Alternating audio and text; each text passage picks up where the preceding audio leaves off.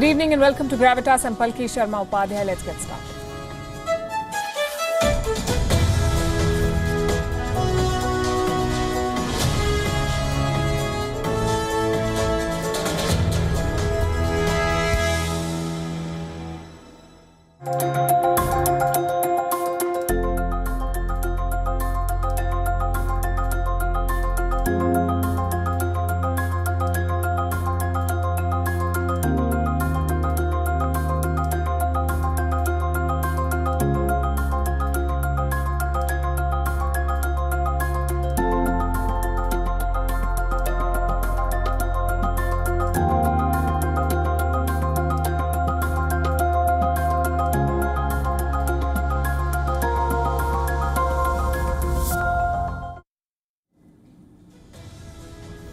Our world today is a digital world. When governments talk about sovereignty, they must also focus on cyber sovereignty. When they talk about protecting borders, they must also draw the line for foreign tech players. In India, this effort is underway. The government has introduced new laws to regulate foreign technology giants. And now it is cracking the whip on those who refuse to comply. This is the story of Twitter in India. The American social media giant has 55 million users in India. It is Twitter's third biggest and fastest growing market. But it has failed to follow Indian laws, even after being given an extension by the government. So Twitter has lost legal protection in India. Now it will be held accountable for any posts that violate Indian laws.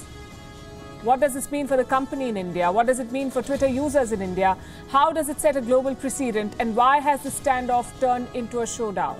On Gravitas tonight, we'll decode Twitter's dangerous game in India. Also on the show, the Biden-Putin Summit is on in Geneva. 4 hours and counting, no joint working lunch, no joint statement, no clarity on the signing of documents, and no joint briefing. What are they doing then? We'll tell you. Sri Lanka's leader of opposition, Sajith Premadasa, says Colombo should join the G7 infrastructure initiative to counter China. He says Beijing is deciding Sri Lanka's internal agenda. We'll bring you an exclusive interview. 3 weeks into the ceasefire, the Israel-Palestine conflict is on the boil again, incendiary balloons from Gaza and airstrikes from Israel. And in Pakistan, the budget session of the National Assembly has become an obscene circus, with lawmakers hurling papers and expletives at each other. We begin as always with Gravitas Global Headlines. A new study suggests that COVID-19 may have been circulating in the US as early as December 2019. The study finds that at least 7 people in 5 US states were infected with coronavirus weeks before states reported their first cases. The finding supports a previous CDC study which suggested the same. In the largest sortie this year, China's Air Force sent 28 aircraft close to Taiwan in a bid to put pressure on Taiwan as the self-ruled island seeks to bolster ties with the US. Chinese PLA planes were detected in Taiwan's southwestern air defense identification zone. India made it clear that maritime security is a priority at the Asian Defense Ministers' meeting Plus. Defense Minister Rajnath Singh said in his online address that India supports freedom of navigation in the South China Sea. This as China has contentious territorial claims over South China Sea. In a new study, the U.S. National Institutes of Health finds that a new drug called Tempol can shut down a key enzyme that the SARS-CoV-2 virus needs to replicate. Researchers plan on conducting additional animal studies with the drug. More data is needed to see if the drug can prevent serious infection.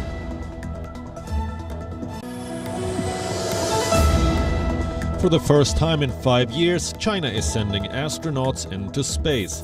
3 Chinese astronauts will be heading to the country's new space station for 3 months in the Tianhe core module.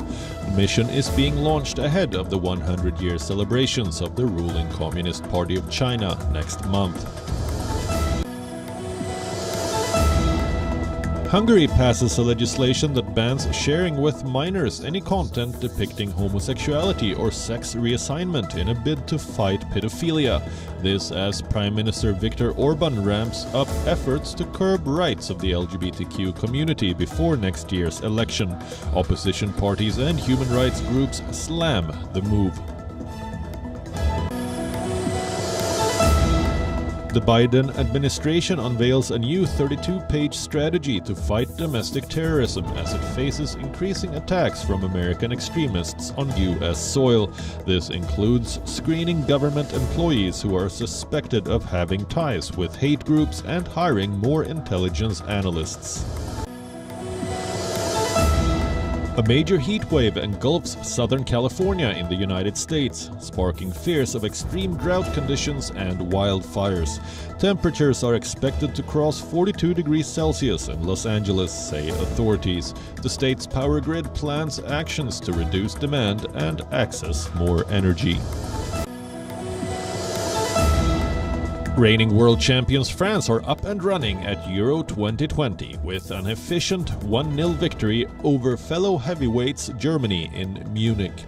An own goal from Mats Hummels in the 20th minute proved to be the difference, even though France controlled the match and had 2 efforts ruled out for offside. Also in Group F, defending champions Portugal beat Hungary 3-0 with Cristiano Ronaldo netting twice to become the all-time leading scorer at the Euros.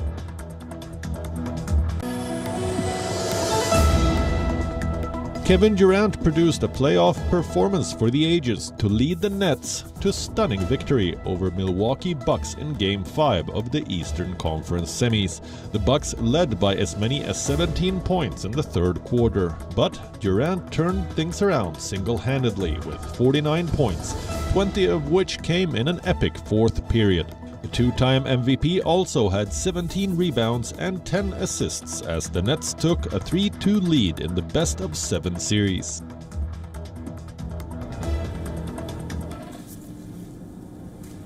Twitter is in deep trouble in India. Overnight, the social media giant lost all legal protection. That's because it failed to comply with Indian laws. What does this mean for Twitter? It can be booked for anything that is considered illegal in India. For example, if Twitter hosts tweets that contain hate speech or fake news or any content that disrupts communal harmony, Twitter can be held criminally liable for all of this. Why now? What's the trigger? Twitter's non-compliance. For weeks now, the government of India has been asking Twitter to appoint local compliance officers. They should be Indian citizens and they must be based in India. Reports say while most major social media platforms have complied with these demands, Twitter failed to appoint its officers. The government issued warnings and extended the deadline for compliance. Even then, Twitter failed to do the needful. So the government decided to act. Reports quoting government sources say that Twitter has lost its quote-unquote intermediary status. What does that mean? Earlier, under Section 79 of India's Information Technology Act, Twitter had a shield against any criminal cases. Any cases relating to content that was uploaded on its platform. So if someone posts a hate message or fake news or anything that's illegal, Twitter could not be held liable for it. It had legal protection in India. But now, the government of India says this legal protection has been withdrawn. So going forward, Twitter will be treated as a publisher of content. And in that capacity, as a publisher, it is liable for any punishment under the law, including the Indian Penal Code. In a series of tweets today, India's Information Technology Minister confirmed that Twitter has indeed failed to comply with the new guidelines for social media companies in India. Ravi Shankar Prasad said Twitter was given multiple opportunities to comply, but it has deliberately chosen the path of non-compliance. So here's what's in store. Twitter could be hammered with lawsuits for tweets. In fact, it is already happening. Twitter is being named in FIRs, or First Information Reports, by the police in India. Earlier this month, a man was attacked in Uttar Pradesh, in Indian state of Uttar Pradesh, and he was allegedly beaten up by a group and his beard was chopped off. A video of this incident was circulated on Twitter. This was incendiary. The local police has now booked opposition leaders, a website, some individuals and Twitter for this. They've been charged with promoting enmity between different groups on grounds of religion and race. Now, this is the first case against Twitter after the Indian government's new rules for online platforms came into force. The FIR says the tweets in question were shared to quote-unquote provoke communal sentiments and that they were misleading.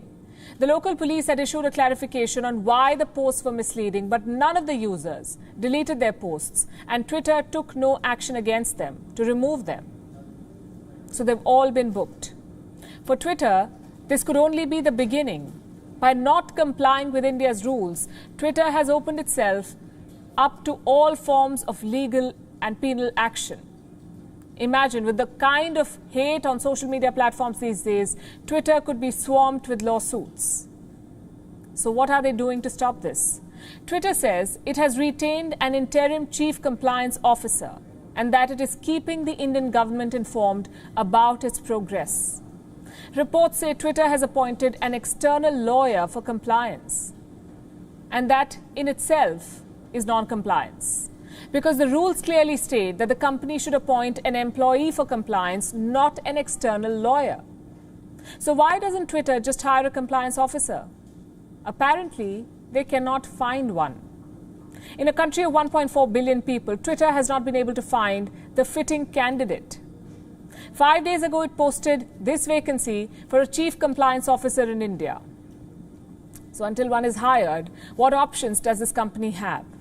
It can challenge the government in court, fight the legal battle to retain its intermediary status.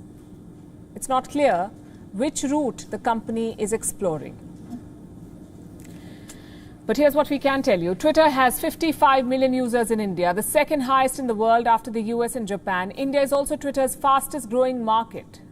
But with this showdown, is Twitter going the TikTok way in India? Its defiance has triggered a digital crisis. It could set a precedent for the future of internet, the future of social media in India. So it's important to dissect this feud. What are the sticking points? How did things escalate so fast? And where do we go from here? The government's thinking is very, very clear. It is about setting boundaries and responsibilities. Who should guard free speech in India? An American tech giant or the elected government? IT Minister Ravi Shankar Prasad spelled out the government's position. Here's what he said. If any foreign entity believes that it can portray itself as the flag bearer of free speech in India to excuse itself from complying with the law of the land, such attempts are misplaced. That's where the government stands. Upholding free speech is their job, not Twitter's. How do you argue with that? But Twitter is resisting. Why? Because it does not want to lose control. You see, regulation is a slippery slope. Once Twitter submits to Indian laws, other countries will do the same, demand the same. And more government regulation means less control for Twitter. Obviously, it is resisting. And wait till you hear their defense. Twitter says the government is out to get you, the user, and they, Twitter, will protect your free speech. Now, that is going to be a tough balancing act for the company. Gathering your data on one side and protecting your free speech on the other. And more importantly, who exactly put Twitter in charge of this? Last we checked, India has a judiciary to protect freedoms, all kinds of freedoms of citizens. A chain of courts that anyone can approach, including Twitter. In fact, that's exactly what they did. Twitter filed a case.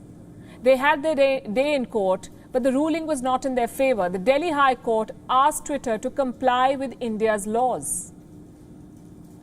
The matter should have ended there. But no, Twitter kept dragging its feet. And this is where the matter became political. For the government, it was a violation of its sovereign powers, and that too by a foreign company. For Twitter, it was a reality check. The company thought it was beyond regulation, that its millions of users gave it a free pass. Unfortunately, that's not how it works. At the end of the day, Twitter is only a company. And all companies must follow rules, local rules. If Twitter has its way, think about what India is surrendering. Its cyber sovereignty, its power to protect and regulate cyberspace. And to whom? A company based thousands of miles away in San Francisco, a company that answers to American senators and snubs Indian officials. But the government of India is in no mood for Twitter's warped neo-colonialism. Let me again quote from the IT minister.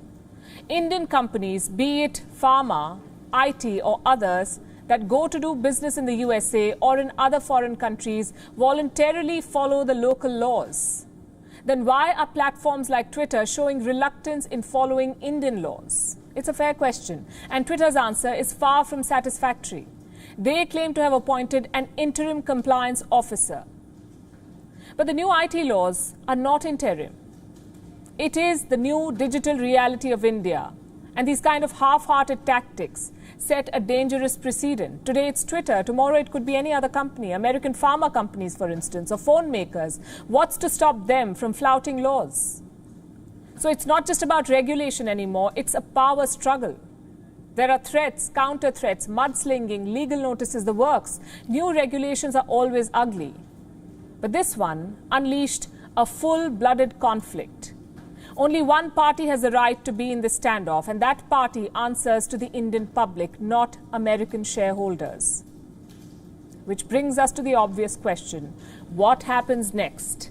Where does the feud go from here? Twitter was asked a simple question: are you a publisher or an intermediary? They did not want to answer. So the government has made that choice for them.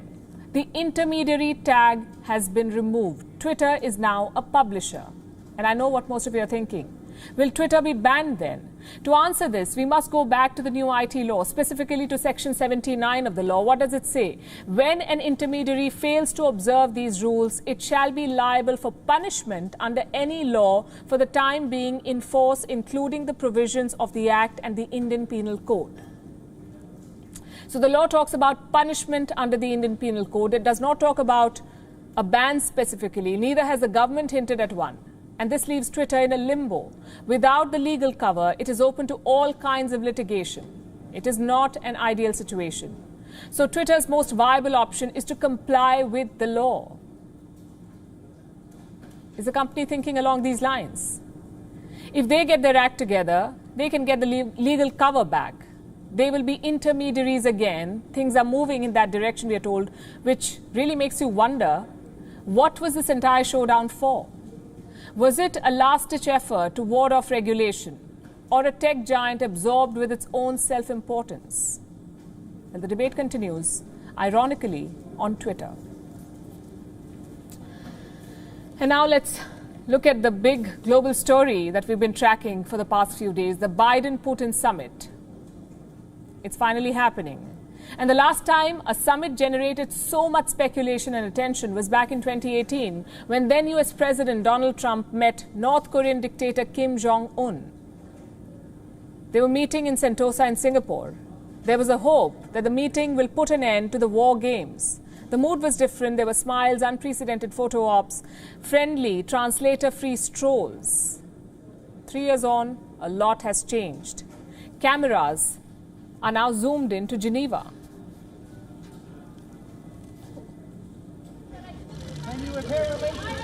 And we're told Vladimir Putin is addressing the press. Let's listen into what he's saying.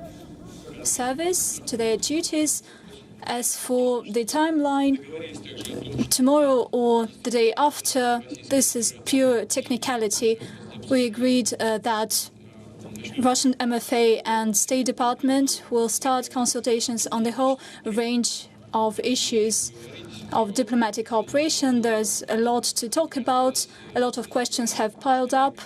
I believe that both parties, including the United States, seek to find common ground and find solutions. As for Ukraine, indeed, we touched upon this matter. I wouldn't say that we had lengthy conversation on that, but as far as I understood President Biden, he said that the basis for the Ukrainian settlement should be the Minsk package of measures. As for possible Ukraine accession to NATO, well, we just touched upon this broadly, and there's nothing to discuss here. Itartas news agency. Please give the floor to Itartas.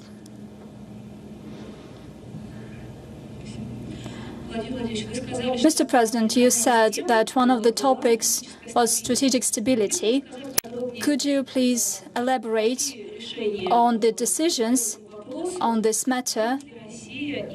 And will Russia and the United States resume or launch negotiations on strategic stability and disarmament, and namely on the New START treaty? Do you plan to start negotiations on their further extension, review of modalities, or maybe a signing of a new treaty in this area? Thank you. The US and Russia hold special responsibility for strategic stability in the world, judging by the fact that we are largest nuclear powers in terms of the number of warheads, re-entry vehicles, and delivery means, as well as the quality and the scale of modernity of these weapons. We realize this responsibility, and President Biden took a responsible and timely decision to extend the New START treaty by another 5 years till 2024. Indeed, a question arises: what's next? We agreed that we will launch consultations at the interagency level under the auspices of the US State Department and the Russian Foreign Ministry. Colleagues at the working level will decide on the makeup of these delegations and the venue for negotiations, as well as the schedule of these meetings. Let's give the floor to foreign journalists. CNN, Matthew Chance.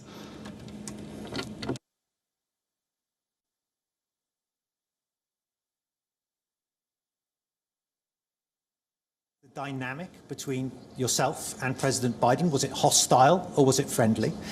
And secondly, throughout these conversations, did you commit to ceasing carrying out cyber attacks on the United States? Did you commit to stopping threatening Ukraine's security? And did you commit to stop cracking down on the opposition in Russia?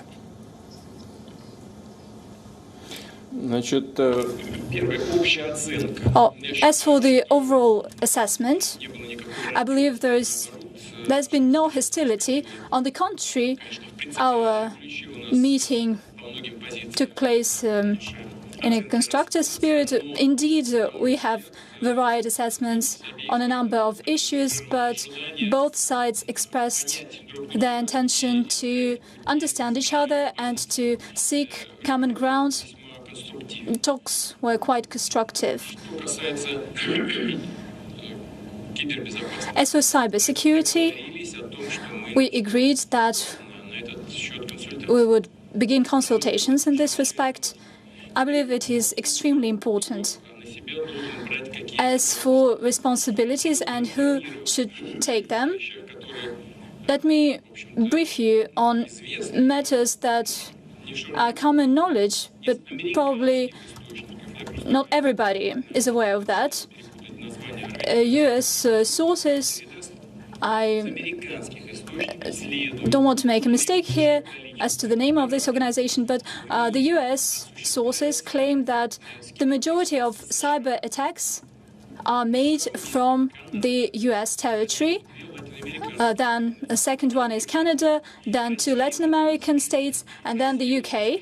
As for Russia, it is not listed in this ranking of countries that see the significant number of cyber attacks from their territory. That's one thing. Secondly, throughout 2020, we have received 10 requests regarding cyber attacks, on the US infrastructure. As our colleagues put it, these cyber attacks were launched from the Russian territory. And we received 2 such requests this year. And on all these requests, our colleagues received exhaustive answers. On its turn, Russia sent last year 45 such requests to the relevant agencies of the United States. And this year, we sent 35 requests. And no response has been provided so far.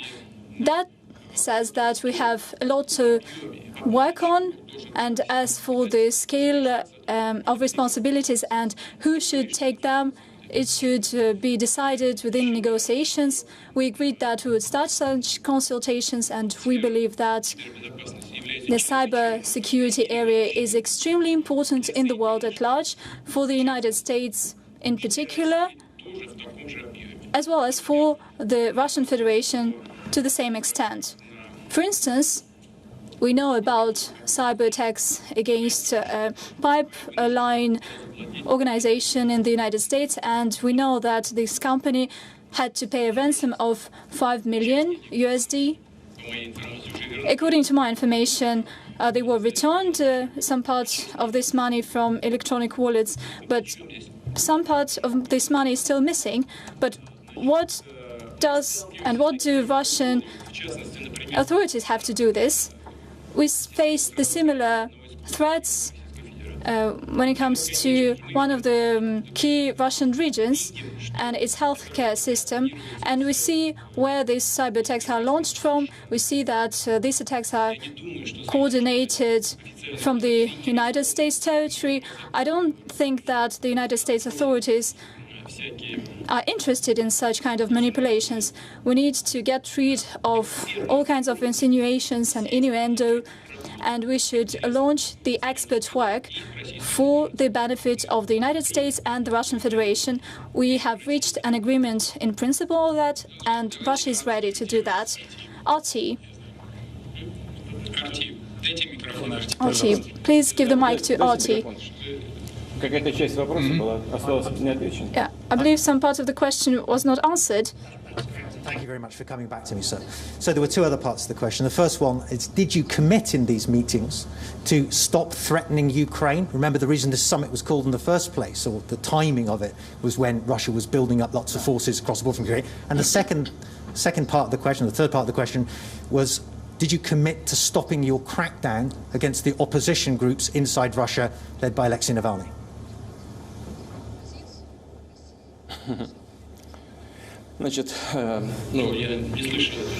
Well, to be honest, this part of the question was not interpreted, or maybe you decided to ask a second part of your question. But with regards to commitments to Ukraine, we have one single commitment to help and facilitate the implementation of the Minsk agreements.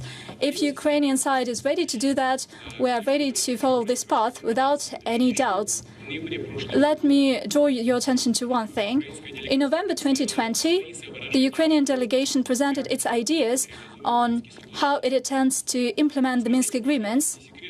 And it's not a confidential document. It stipulates that, first of all, proposals on the political integration of Donbas to the Ukrainian legal system should be presented, as well as to the constitution. To this end, constitution should be amended. It is stipulated there. That's the first thing. And secondly, borders between the Russian Federation and Ukraine, the Donbas line, this security situation should be ensured the next day after the election. That's Article 9. So what did Ukraine propose? As a first step, it proposed to return the Ukrainian armed forces to their permanent stationing areas.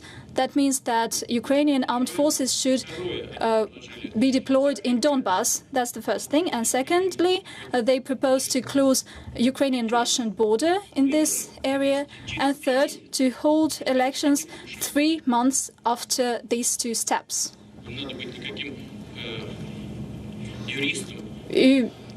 One doesn't need to be a lawyer, and one doesn't need to have a special experience to understand that it hasn't nothing to do with the Minsk agreements.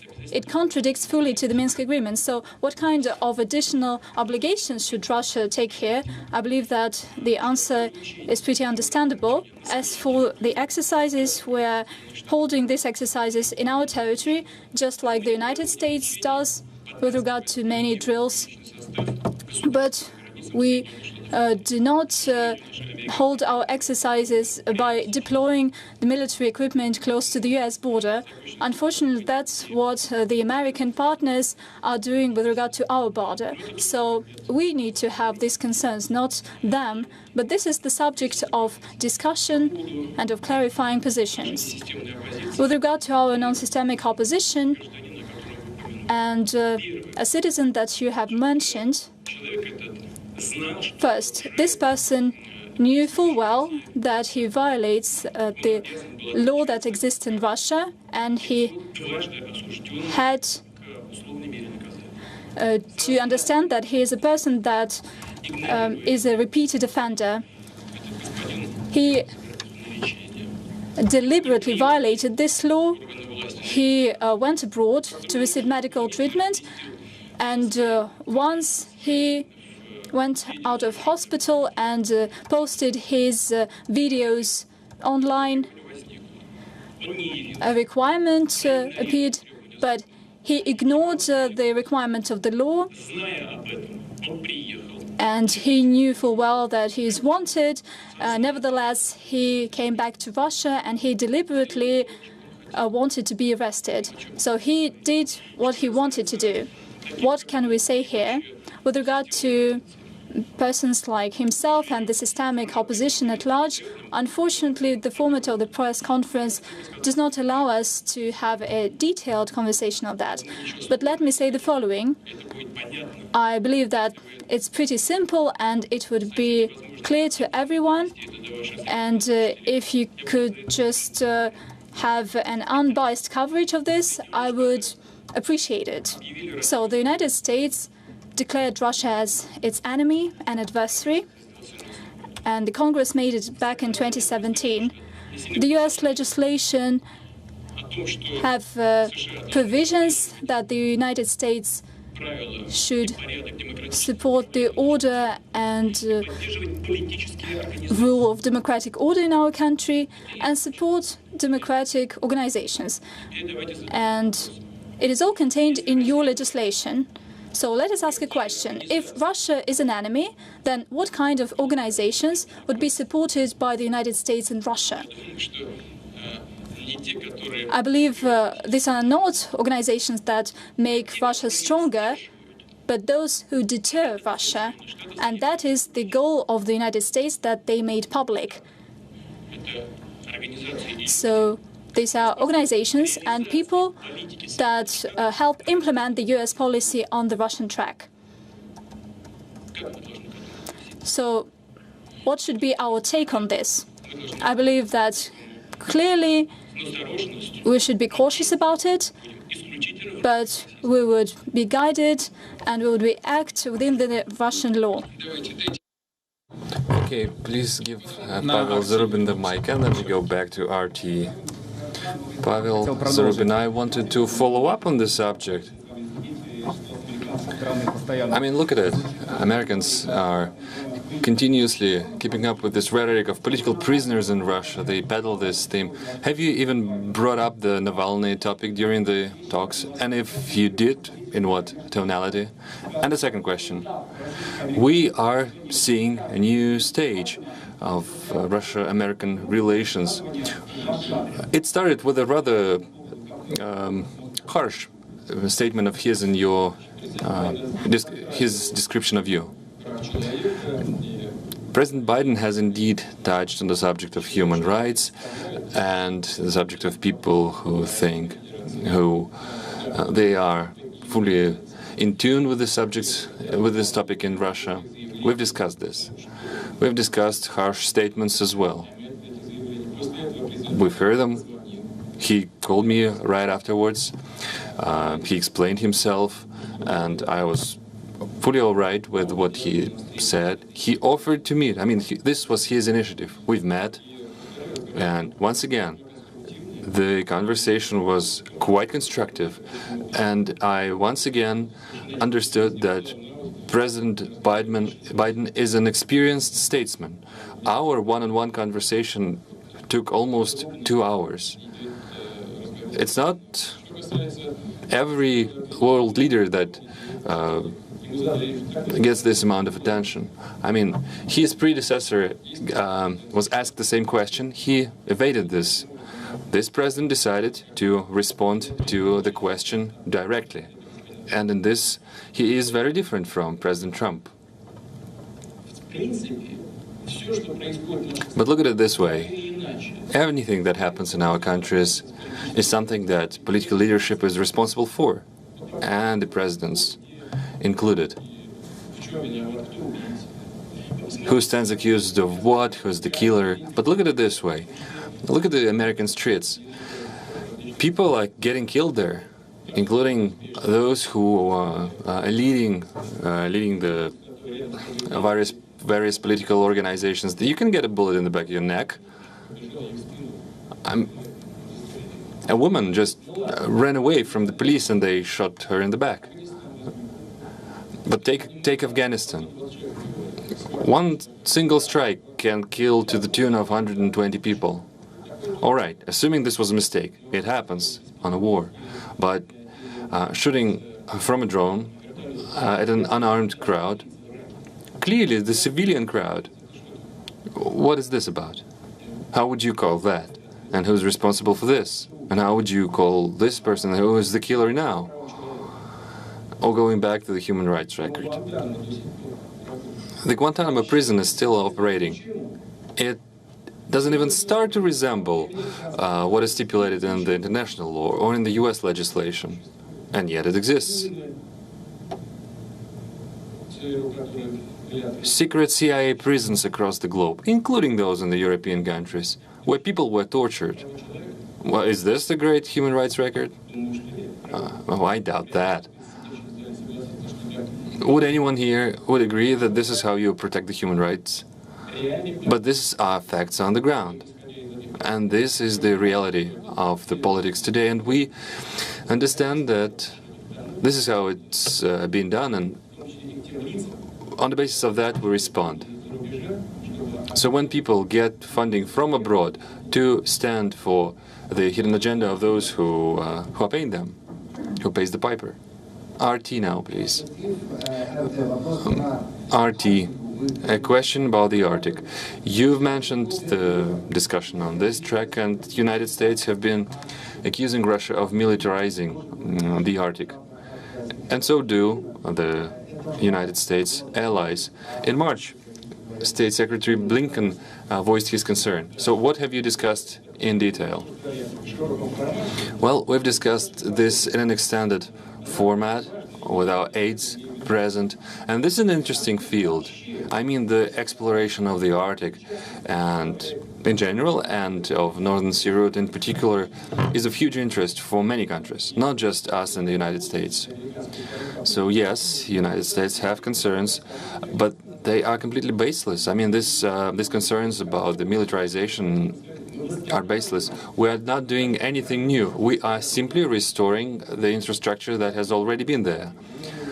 All right, we are retooling this, we are retrofitting this, the borderline infrastructure, the military infrastructure, but also the environment conservation and emergency command and search and rescue infrastructure. We are creating the capacity to save people at sea, if that, God forbid, happens, or we're trying to protect the environment. I've told our colleagues that I see no grounds for concern whatsoever. Quite the opposite. I think there's plenty of ground for cooperation, and we should cooperate in this. After all, Russia and the United States are one of the 8 members of the Arctic Council. And by the way, Russia chairs the Arctic Council this year. Moreover, as you probably know, there's a strait between Alaska and Chukotka. On one side you have the United States, and other Russia. All this taken together should actually prompt us to work together, to redouble the effort. And the use of Northern Sea route, its use is regulated by the international law. There are 2 major regulations. It's the Law of the Sea of the United Nations, that dates back to 1982, if I'm not mistaken, and the Polar Code, which is comprised of several documents, which was ratified in 2017. So that's the legal framework. So I drew the attention of our counterparts to this, and to the fact that we, Russia, fully stand ready to stand by these international regulations. We have never infringed upon any of them. We stand ready to lend a helping hand to all the countries and companies who wish to explore the possibilities of Northern Sea route. Now the navigation is open for half a year, but in fact it's more than that. And as the planet warms, this navigation will be open for a longer time. New icebreakers, including the Leader icebreaker, are put online, and we have the mightiest icebreaker fleet in the world. So this proves the much demand for the use of Northern Sea route. Now, the Law of the Sea of the United Nations describes and sets the legal framework in and around of of the international waters, territorial waters of the country, adjacent seas, exclusive economic zone, and the freedom of the sea, the internal seas. What is that? These are the seas that lie within the sovereign territory of the country. Then the territorial sea, 12 miles. Adjacent sea, 12 more miles. In terms of adjacent seas, the country in question should give the right of passage, the free and peaceful right of passage, even to the military ships. Well, do we object? No, we don't. Now, the internal seas is something different. We're not obliged to provide anyone anything. But bear in mind this. The territory of the internal seas, I think it's, well, 5 of them. The Obsk territory, Pskov, the Bay, and some others. The length of this is to the tune of 1,000 nautical miles. Well, this is a sovereign right that we enjoy, whether we want to give the right of passage. But we're not abusing this right. Last year alone we had 1,000 requests to cross them. And I think we've only rejected 10 requests, and the majority of them is the ships that fly the Russian flag. And the regulating agencies deem them unfit to comply with the Polar Code. And the Polar Code itself, Polar Code proper, defines and spells out the requirements for the ships that are crossing these seas. So take us all together, the stakeholder states, members of the Nordic Council. We can do much good together. There are plenty of things for concerns and for contradictions, but I think that there's no issue that cannot be solved if we engage in an earnest effort. NTV, Rada Zeynalova, please. Good afternoon, Mr. President. Good, or at least not bad, relations between Russia and the United States have always been the guarantor, the guarantee of the stability in the world. Well, you've just said Biden agreed with you. Now you are talking about the mutual respect and relative calm and warmth was something that can characterize this this meeting. You've probably talked about red lines, but Americans have red lines as well. Did you manage at this meeting to agree on how not to cross the red lines, and by doing so to improve or at least not deteriorate the relations? Let me put it this way. We understand what our American partners are talking about, and they understand what we are talking about when we say this is a red line. But I'll give it to you point blank. We haven't went so far as to define the specifics. But we have agreed to work together to continue and follow through on cybersecurity, on strategic stability, and I think that it is during these consultations and in our common effort in the Arctic we'll be able to spell out the specific details. ABC News, please. Our American partners.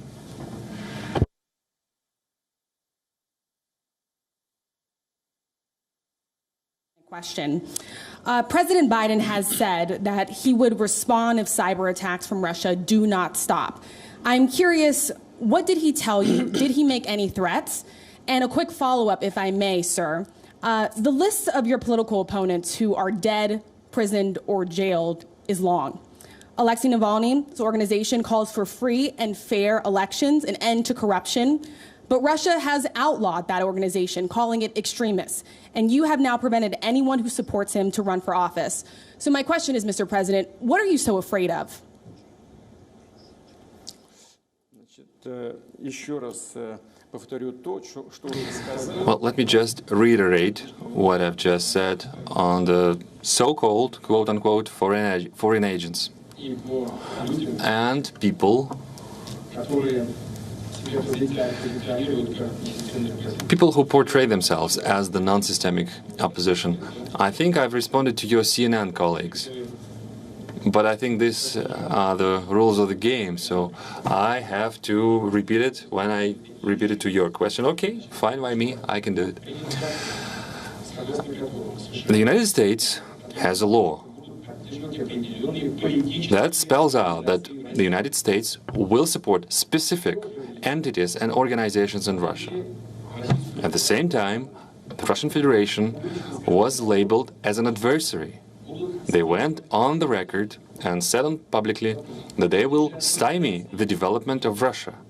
It begs the question, what kind of organizations the United States and the West will be supporting and pay them if we are an adversary? It's quite clear that, like the United States back in the 30s, we've labeled them as foreign agents, but we haven't banned them. I mean, they can operate, all right.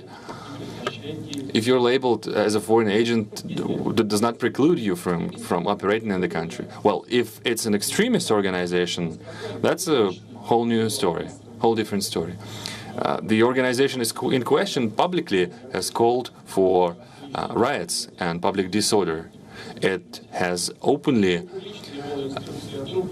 instructed people on how to make Molotov cocktails, so to use them against the law enforcement. It called for the participation of underage person in riots.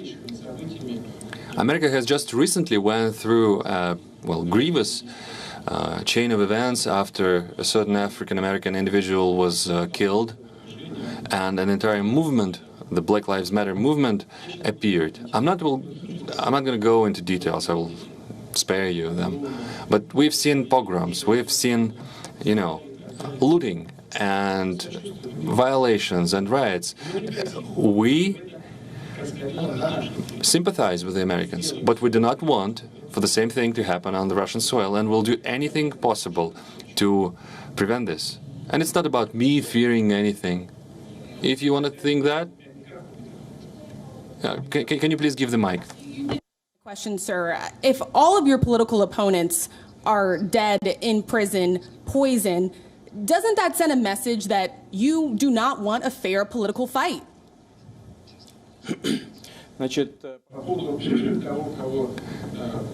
All right, about my opponents being jailed or imprisoned.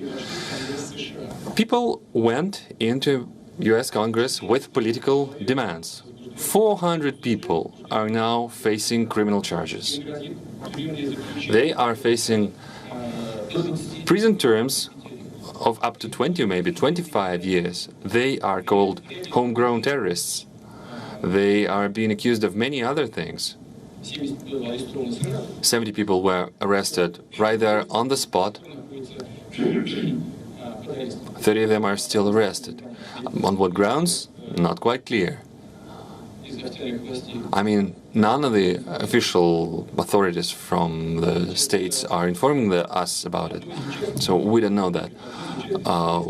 One of the participants, a woman, was shot dead on the spot. She was not threatening with, with arms or anything. Why am I bringing this up? Many people are facing the same things as we do, and I am stressing this. We are sympathizing with the United States, but we do not want the same thing repeating here. A couple of more questions, please.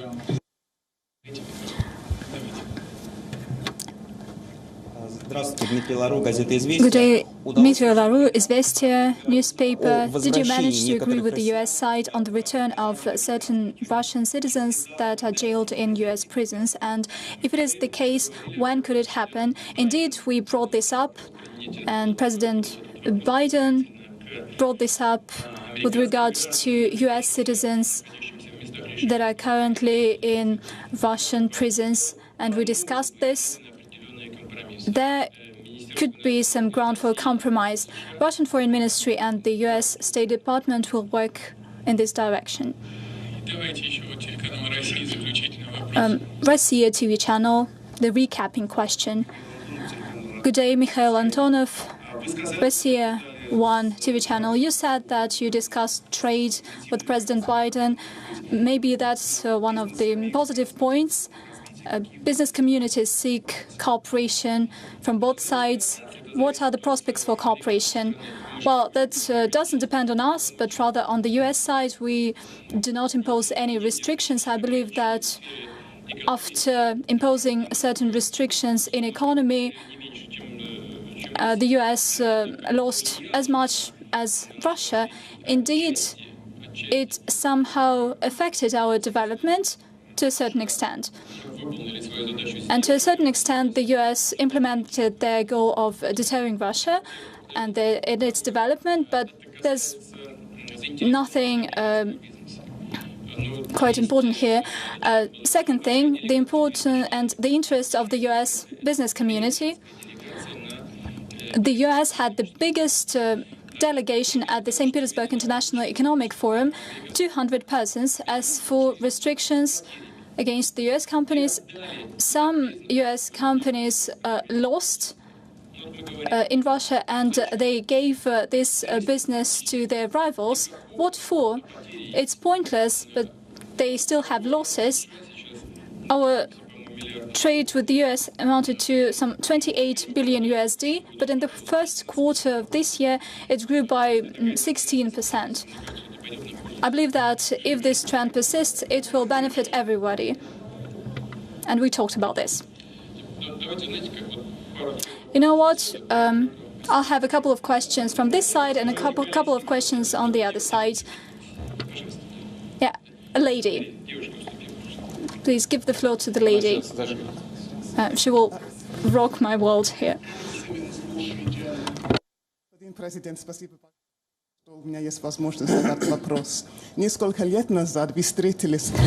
A couple of years ago, you met President Biden when he was vice president, and he said that he looked into your eyes and he didn't see a soul there, and you said, well, that means that we understand each other.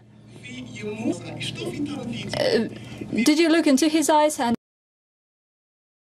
a person that you can work with?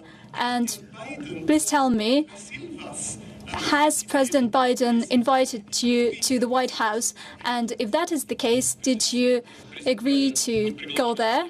Well, President Biden did not invite me, and I haven't made the relevant invitation myself. I believe that for such meetings and for such visits to happen, there should be conditions that should be ripe. As for looking to the eyes and seeing a soul or not seeing anything, it's not the first time that I hear that. To be honest, I don't remember such conversation, but I assume that it could have happened. If you ask me what kind of a person and interlocutor President Biden is, I can say that he is a constructive person, well-balanced and experienced, seasoned politician, and I expected that. He recalled his family.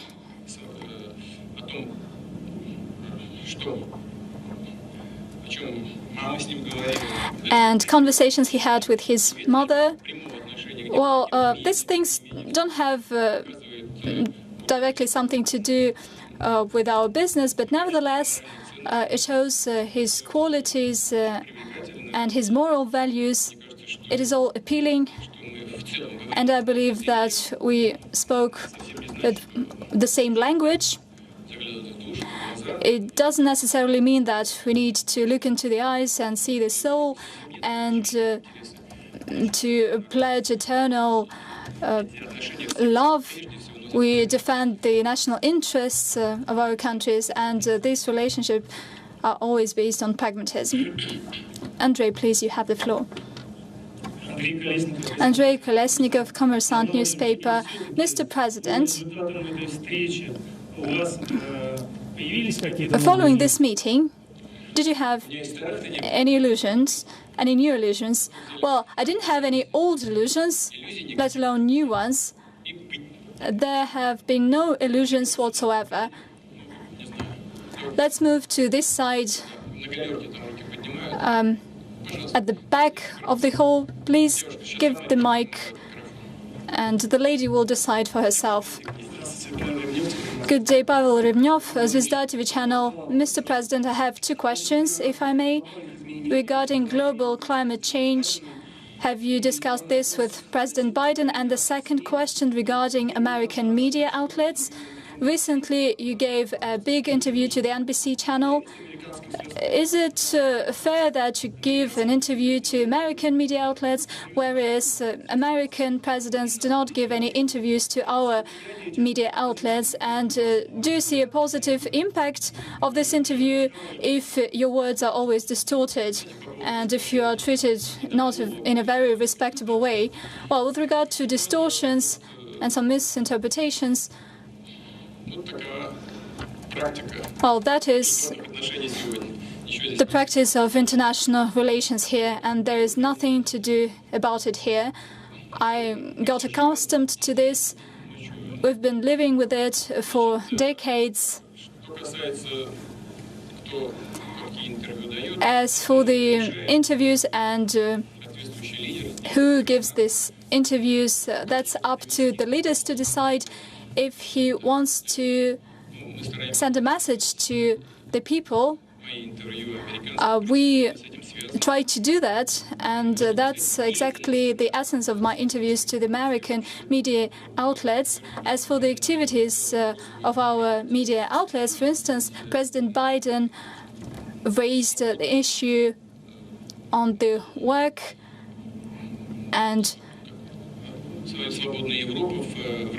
on the work of Radio Freedom Europe that we declared as foreign agents. Well, I got an impression that members of the US delegation were not aware that before that, well, we actually have two media outlets that are broadcasting for foreign audience, that's RT and Sputnik. And before that, the US declared them as foreign agents, and they deprived them of their accreditation. So what we did was retaliation, and at the same time, Russia today abides by all requirements of the US regulator. It is registered in this way, although they face some problems with regards to hiring of personnel and financial transactions, but they don't have such problems. But the US media outlets do not abide by the Russian law. We spread the word on our opinion, and we hope that we will be able to work at the level of foreign ministries in this matter. Well, I actually wanted a lady to ask a question. Thanks a lot. Galina Polomskaya, could you please speak up? Galina Polomskaya, Euronews. We all knew how you shook hands with Joe Biden at the very beginning. Have you managed to reach a new level of mutual understanding and confidence? Do you believe it is realistic at this stage to reach a new level of relationship that would be totally clear, transparent? That is the ultimate goal of two countries. Lev Tolstoy once said, there's no happiness in life, there's just a glimpse of happiness, and do cherish it. I believe that here there can be no confidence and ultimate confidence, but I see that we've seen some glimpse of this confidence. Yes, please. You have a mic, but you want the second one. Oh, this one is not plugged in. Ivan Blagoy, first channel. COVID-19 is one of the key subjects here. Have you brought it up during your meeting with the US President? And if that is the case, what are the prospects of joint work with the US colleagues to overcome the pandemic? Maybe we could talk about mutual recognition of vaccines. Well, we brought this up, but just briefly, in passing. You know that in the times of the previous US administration, we accommodated the US request and we sent our equipment as part of humanitarian assistance. Well, it's not that they run off of money, it's just that at that point in time, they were in dire need of ventilators. We have done it selflessly and we are ready to such kind of cooperation, but we haven't discussed this in detail. After the meeting with President Trump, relationship has deteriorated between our two countries. Are there any factors that would tell that this will not be the case today? Have a relationship reached rock bottom?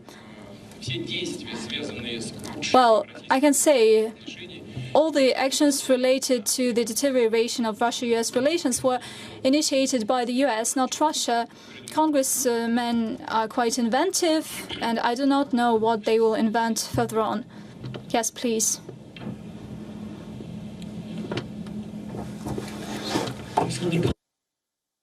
Alexander Gamov, Komsomolskaya Pravda. Did you know that our team has won the Finnish team 1-0? Well, congratulations. If we take the same assessment, the same scale to the Putin-Biden meeting, what's the score? Who won? Okay, in the second part of the question, before coming to Geneva, Americans were saying we're going to exert pressure on Putin. Have you felt this pressure, and how have you stood up to it? I think the entire Russia is now thinking how our president is doing up there. I think it's plenty. Yeah, I think so too, more than enough. No pressure at all. It was a frank and candid conversation without, without going on a tangent from the set agenda. Like I said, neither us nor United States have tried to exert any pressure. But this was not the point of the meeting. And the score? Okay, the score. Well, I think before we met President Biden that this is not a competition event. And I fully dovetail with him. Are we going to really set the score? This was a productive meeting. It was fruitful. It was to the point. And it took place in an atmosphere that was actually enabling to create, to accomplish something. And the most important thing is the glimpses of confidence and hope that we had. BBC News, please.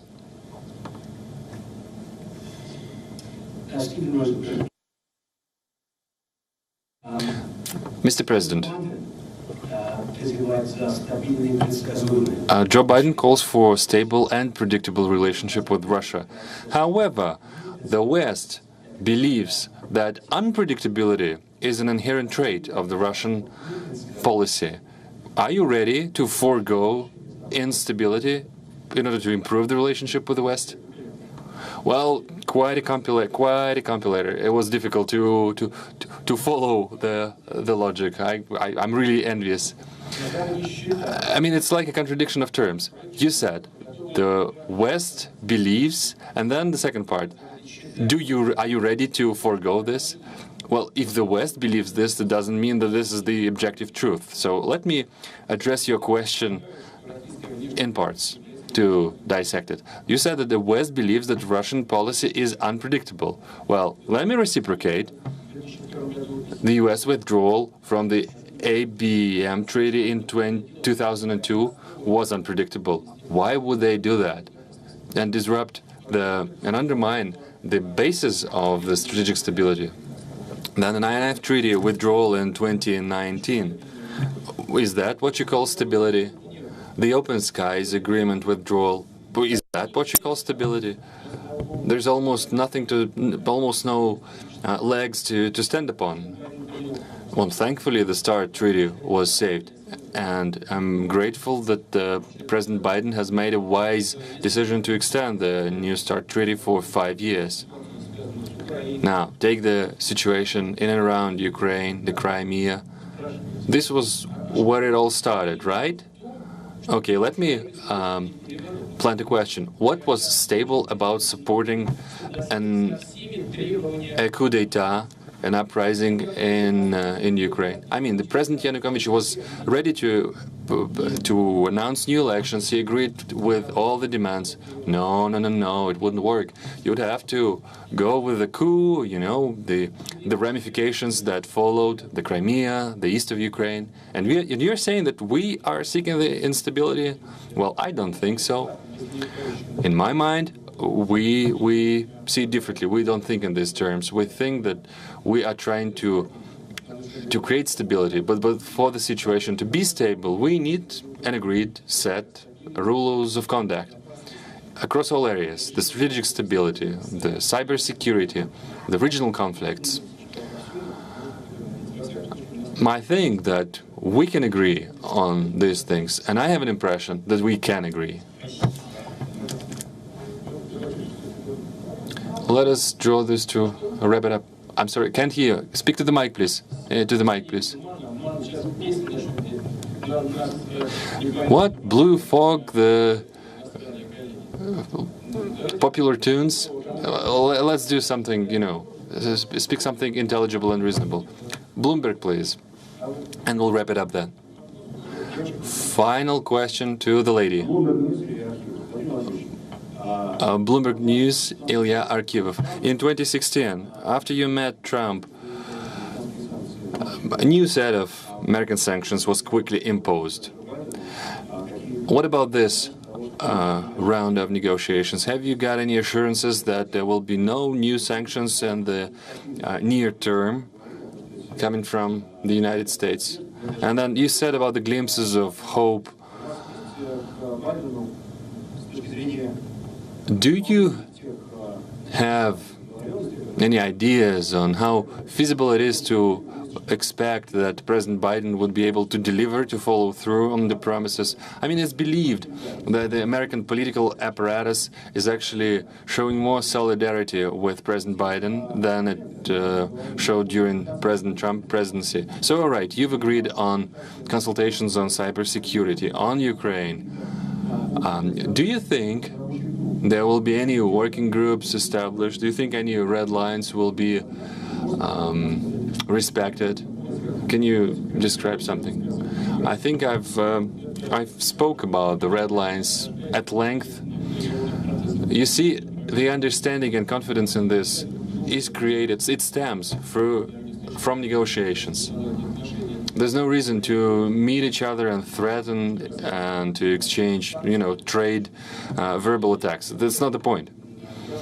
The restrictions, the sanctions, is something I've brought up already. We don't know what's brewing in the American political apparatus. I mean, we know the broad strokes, the currents, but we don't know the details. There are probably opponents and proponents of developing better relations with Russia. Who will prevail? It's difficult to say. Hopefully, steps will be taken after this summit. Well, hopefully, one might think so, but it would only mean a missed opportunity if it happens. And the final question to a journalist from Canada. I'm Tamara Alteresco from Radio Canada. You said to a couple of my colleagues you wanted unbiased. Do you give a translation? No. Do you hear me now? Yeah. No. По-русски? Не хотят Канаду. Раз, два, три, четыре. Есть перевод русский? Русский перевод. Русский перевод. Нет перевода. I will try and repeat. Сейчас, может, на другой канал перейдут. Попробуйте. Раз, два, три, четыре, пять. Я не слышу ничего. Вообще ничего нет.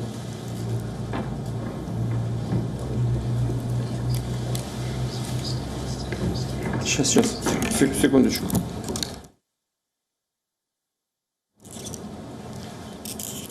Извините, пожалуйста. Хорошо? Да, есть звук. Повторите, пожалуйста, сначала. Thank you. I'm Please repeat it. Tamara Altaresco from Radio Canada in Moscow. You said to a couple of my colleagues you wanted unbiased, fair questions and coverage. I have a fair question for you. It actually comes from my 9-year-old daughter, who asked me before I left to come here, what is the big deal with the summit? And it's quite a complicated answer for a 9-year-old. So I'd like you to explain to us, in your own words, Mr. President, why is this relationship so complicated? And also, she'd like to know, and I'd like to know, why are young people not allowed to protest in Russia? Да, это здорово, что ваша... Well, it's a great thing that your 9-year-old is actually interested in these things. And the answer is pretty simple. You've got to look around and just think to yourself, it's a wonderful world. I mean, the grown-ups, these adults, leaders of 2 major countries, 2 major nuclear countries, are meeting to try to make this world a safer place, a secure place, a prospering place to live for many people from across the globe. They will discuss the stuff about the horrible weapons that can kill us all, that has to be somehow prevented from. They will discuss nature, how to make rivers clean, how to make seas clean, how to stop floods and droughts, how to make sure everybody has plenty of food to eat for anyone in the globe. What else will they discuss? They will discuss health and medicine so that when kids grow up, they will be healthy. They can study and have a bright future, and I wish very much. So this meeting will be covered with these ideas in mind. Thank you.